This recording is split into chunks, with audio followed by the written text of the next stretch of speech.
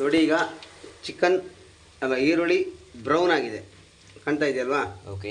ಈಗ ಇದಕ್ಕೆ ಫಸ್ಟ್ಲೇ ನೀವು 1 kg ಚಿಕನ್ ನಾನು ತೊಗೊಂಡಿದ್ದೀನಿ ಇವತ್ತು. 1 kg ಚಿಕನ್ಗೆ ಚಿಕನ್ನ ನೀಟಾಗಿ ತೊಳೆದು ಇದಕ್ಕೆ ಅರಿಶಿನ ಪುಡಿ, ಖಾರದ ಪುಡಿ ಮತ್ತು ಗರಂ ಮಸಾಲ ಮತ್ತು ಸ್ವಲ್ಪ ಅರಿಶಿನ ಪುಡಿ, ರುಚಿಗೆ ತಕ್ಕಂತೆ ಉಪ್ಪು ಮತ್ತು ಕರ್ಡು ಮತ್ತು ಒಂದು ನಿಂಬೆಹಣ್ಣು ಮಿಕ್ಸ್ ಮಾಡಿ ಇಟ್ಟಿದ್ದೀನಿ. ಇನ್ನೊಂದು 20 ನಿಮಿಷ ಇಟ್ಟರೆ, 20-25 ನಿಮಿಷ ಬಿಫೋರ್ ಇಟ್ಟರೆ ನಿಮಗೆ ಇನ್ನೂ ಚೆನ್ನಾಗಿ ಎಲ್ಲಕ್ಕೂ ಮಸಾಲೆ ಚೆನ್ನಾಗಿ ಹಿಡಿಯುತ್ತೆ, ಅದು ಇನ್ನೂ ಟೇಸ್ಟಾಗಿ ಬರುತ್ತೆ. ಇದನ್ನ ನಾನು ಇದ್ರ ಜೊತೆಗೆ ಮಿಕ್ಸ್ ಮಾಡ್ತೀನಿ. ಮಿಕ್ಸ್ ಮಾಡಿ ನೀವು ಕುಕ್ಕರಲ್ಲಿ ಮಾಡೋದಾದರೆ ಫಸ್ಟು 1 ವಿಸಿಲ್ ಹೊಡಿಸಿ.